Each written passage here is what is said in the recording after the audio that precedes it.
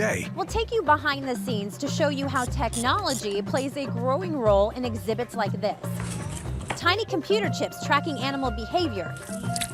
We even get a little messy with zoo volunteers hiking around our cities, tracking animals with special cameras. Right now on KIRO 7.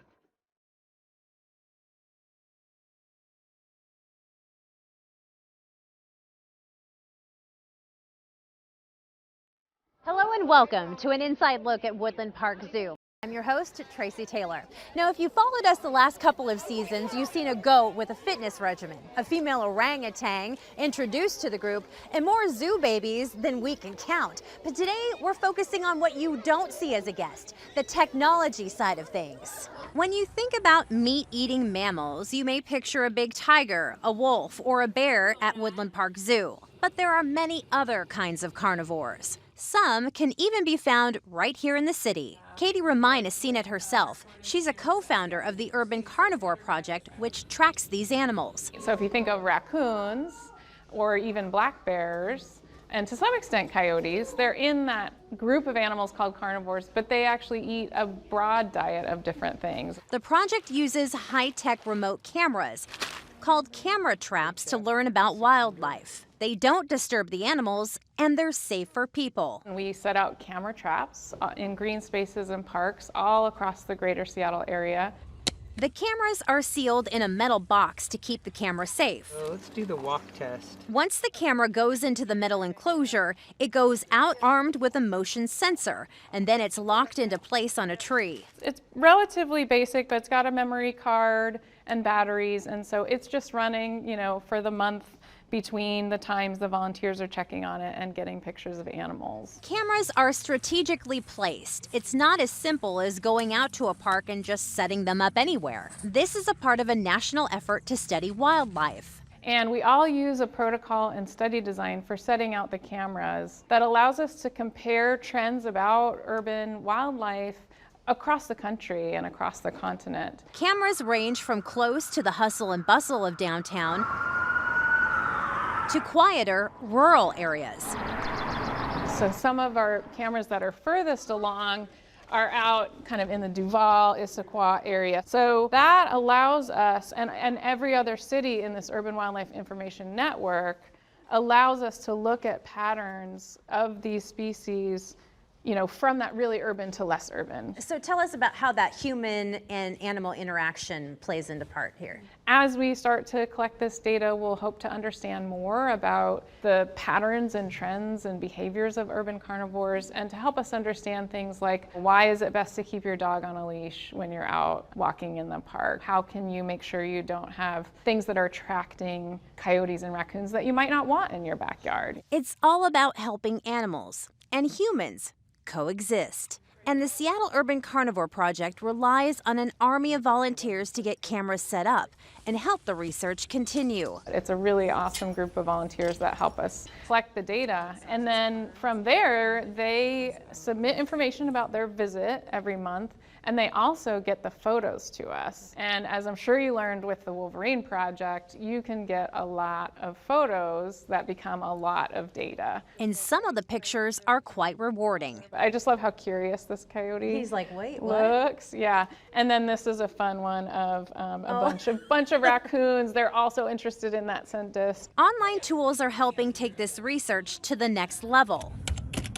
The zoo created a website where you can report carnivore sightings from home, carnivorespotter.org. For anyone in the community who sees a river otter or a raccoon or a coyote in their neighborhood, whether you get a picture or not, it's great if you can, but even if you can't, you can go on to Carnivore Spotter and log your observation. There are pictures on here. Katie says the new artificial intelligence technology will also save researchers a lot of time going through all of the photos. It'll take an initial look, and it'll help us to divide the photos first into these ones are blank, these ones have animals. It'll give an initial guess. It might say it's in the cat family, or it might even say it's a bobcat. So it's over time, the tool is going to be trained better and better. Now, we just heard from Katie Remine about the Seattle Urban Carnivore Project. So let's head out with volunteers who help keep this vital research going. It's a cold Saturday in March. There's this change setup, right? Yeah. A group of volunteers gathers to collect data from devices called camera traps left in the woods from the month before. As we hike to the secret spot, I walk with Darren. He's one of the volunteers. It's got to be rewarding to come back and look at some of the stuff that you find on the cameras. It's very rewarding, yeah. Yeah, it's neat to see what's actually living in Right. the parks, yeah. What is one of the most interesting things that you've seen so far on some of the cameras? Oh, we see some really neat stuff. Lots of coyotes Okay. around here, raccoons, not on these cameras, but other cameras. We've seen bobcats. So let's go check out one of those cameras. Yeah. Like Katie told us back at the zoo, there are many of these cameras scattered strategically across the region. Some, like the one we're headed to, are in parks, just around the corner from sports fields and pickleball courts. A little bushwhacky in here. Down the trail, in the mud, and over the trees, we hit the coordinates and find a camera where it was placed last month. The camera setup is over here. Right on that tree right there, and then the scent disc is on the opposite tree down there. Volunteers spend one Saturday a month to check cameras, So that's the camera right there. collect data, I'm just gonna pop that. and replace the scent disc. It smells kind of funky. A stinky cheese smell that attracts animals to walk in front of the camera. This trip, volunteers also replaced the old camera and housing for a new device. So we would just take the card out of this and put in a new card and then set it up because we're on a new season. Now it's time to get that data. That looks great. Since the camera on the first stop is being replaced, this will take a little longer than the other stops for the day. Volunteers were given a new camera and new camera enclosure for this coordinate. So what we might want to do is pull the camera out while we hang it. And while it may look like an easy setup, there are several measurements that need to be taken. Crews need to test the equipment and make sure that everything is image capture ready. We've got the tape measure ready. It's important to get the correct measurements from the camera, like right here, because the camera is motion activated. So that's 10 foot 4 inches. If an animal is too far away, you can't get the pictures. Perfect. Camera 1 has been replaced. Now off to camera location number 2. Unfortunately, this camera malfunctioned, and there were no pictures for us to see. When did that happen? Volunteers make the best of the situation Jeez. and set up the camera with a new SD card and fatty acid scent disc ready for scavengers. Zigzag until we see the light turn off. I was excited to help the volunteers with measurements on this stop. Here I'm doing what is called the walk test. Right back towards the camera. There. Okay, I think that's our detectable distance. Great. Now comes the best part, seeing the results. We always look at the pictures here just to make sure everything is good and to give all the team members the opportunity to see the pictures that we got. All of that data helps scientists learn. There's a rat on that branch right there. So this is actually more than we normally get for this camera, so already this is kind of exciting. And helps humans and animals as we learn to live together. One camera alone on our trip captured over 400 images. That's a lot of data. You can help Woodland Park Zoo study urban carnivores by going to carnivorespotter.org, or if you want to report an urban carnivore in your neighborhood, go to zoo.org/Seattle Carnivores. Now coming up next, a stinky solution to studying rare animals. Stay tuned, more to come on an inside look at Woodland Park Zoo.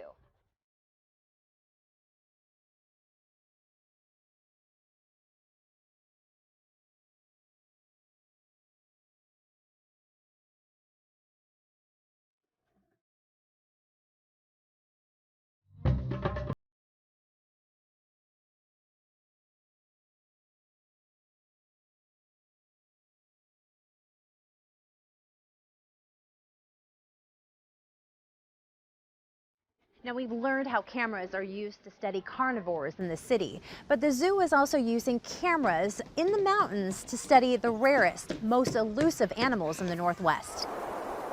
Hidden away in the depths of the Cascade Mountains, important research is taking place. Dr. Robert Long scales a tree to install a device called a scent dispenser. It's technology partially developed right here at Woodland Park Zoo. and put together by dedicated volunteers. So we put these cameras out in the wild, and we need something to attract animals to come so that we can get pictures, and that's how we document where animals live, where they travel, and how they're distributed. So we needed a way to attract animals in the winter here in the Cascades. A stinky problem with a stinky solution. A device loaded with a foul-smelling liquid to attract meat-eating animals. So this is the component that we worked on with Microsoft, and this is actually the brains of this scent dispenser device that we developed. It tells the scent dispenser how often to turn on and how much of this stinky liquid, this fluid, to dispense every time it turns on. And it's pretty durable. Yep, we tested it with our bear here at the zoo to make sure it was bear proof. And inside here, if you want to hold this part, You bet. this is the rest of the inside. So you've got this control board. Okay. This is a battery pack. It's just regular lithium batteries Okay. on this side. And then on the other side, what you've got is this pouch that we fill with a liquid scent lure. It's very stinky. Okay, we need to get into that because you say stinky, but how stinky is stinky? It's pretty stinky. I mean, to a human, it smells mostly like skunk because there are some elements of skunk oil in it. The device has food-grade antifreeze so that it can stay in the woods all winter. And a little stink goes a long way. Animals come in to investigate, and we get great photographs. And so much more. We also often deploy with the camera hair snagging devices. And essentially what that is in our case, for wolverines, we often use gun cleaning brushes, or these little wire brushes, and we mount them on the tree right under this scent dispenser. And so when an animal climbs a tree, it gets a little bit of its hair snagged on these brushes, and that pulls it out. And from those hair follicles, at the end of those hairs, we can get DNA information and genetic information. Wolverines, a big win for the cameras. They're the biggest land-dwelling member of the weasel family. The animals went extinct in Washington about 100 years ago, but they've recovered, partially because of individuals that came down from Canada. This is totally unbelievable. Wolverines have even been spotted on Mount Rainier. Photos tell Dr. Long what animals have been there, but what's not there can be just as important. Maybe it's places where it's close to a road. Maybe it's a place where trees have or haven't been cut recently. And so we can start to build these maps based on variables in the environment. Helps us predict what's important for animals, what is wolverine habitat. Sure. And then also how do they move through areas, because connections between protected areas and good habitat is as important as anything, especially now with climate change. Now the zoo is sharing its technology. They're currently being used in a 7-state wolverine survey across all the western states. In the name of research and saving animals. It's really going to change how we survey for some of these rare species that are difficult to get to and detect, and how we can survey for multiple species at the same time.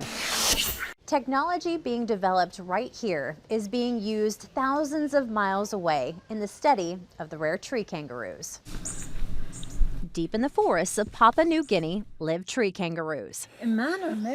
Dr. Lisa Daybeck, Senior Conservation Scientist and Director of Woodland Park Zoo's Tree Kangaroo Conservation Program, studies this rare marsupial. They're relatives of the kangaroos most of us know, but they live high up in the trees, hidden from most humans.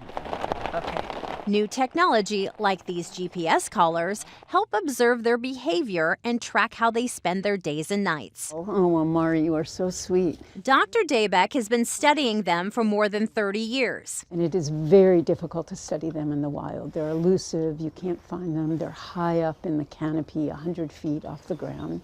So we had to find ways to be able to study them. Traditional trackers didn't show the climb into the trees, and that meant researchers like Lisa still had a lot of questions about how the tree roos lived. It is a real challenge because GPS collars don't work very well in the rainforest.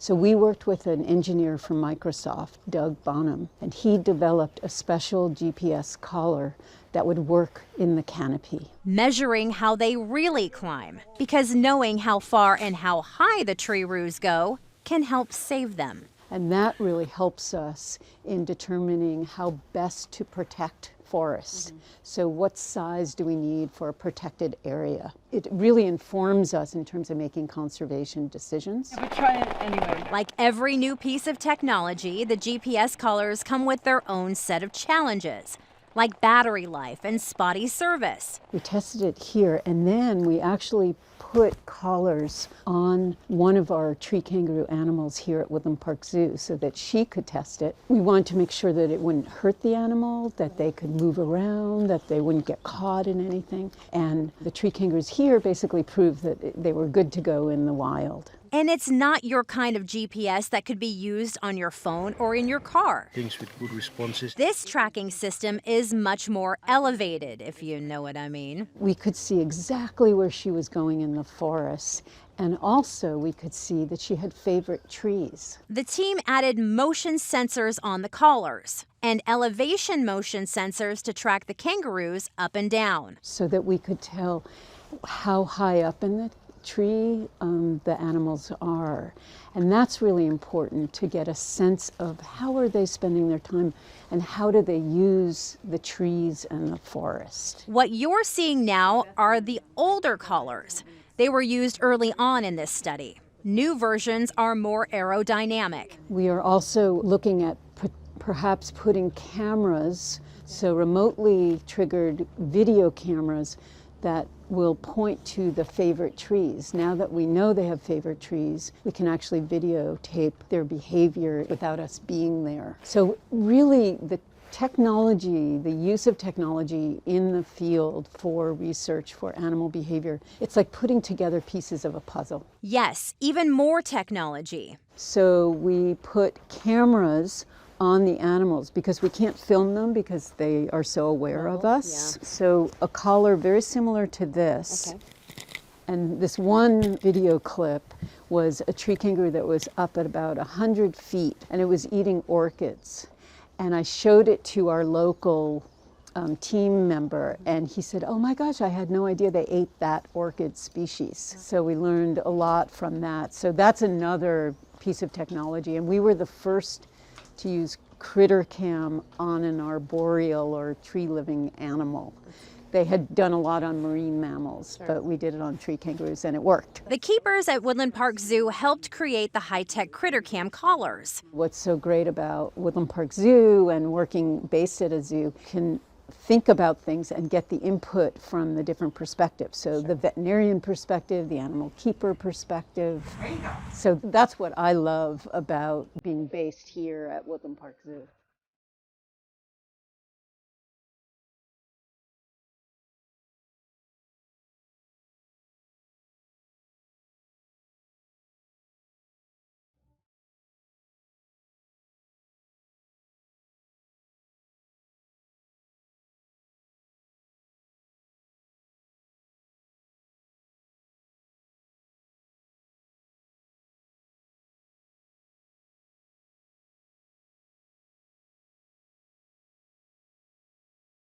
Come from tropical climates, others come from dry desert climates. But it's all about the right heat and humidity to keep these animals healthy. Let's take a look at the Komodo dragons and how technology at the zoo keeps the largest, heaviest lizards in the world comfortable. The Komodo dragons are a fan favorite at the zoo, and it's easy to see why. They're huge. They smell the air with their tongues. They're very different from the wildlife you find in the Northwest. They're far from their semi-tropical home in Indonesia, where it's a lot warmer than the chilly Pacific Northwest. This is our graph for our Komodo dragon exhibit. Here's the command center that keeps them happy. The Komodo dragons, they like it at 80+ degrees. It looks like the control room of Starship Enterprise. This is where John Borgmeyer, interim senior manager of exhibits and maintenance, monitors the climate controls for all of the exhibits. This is the last 6 hours of it.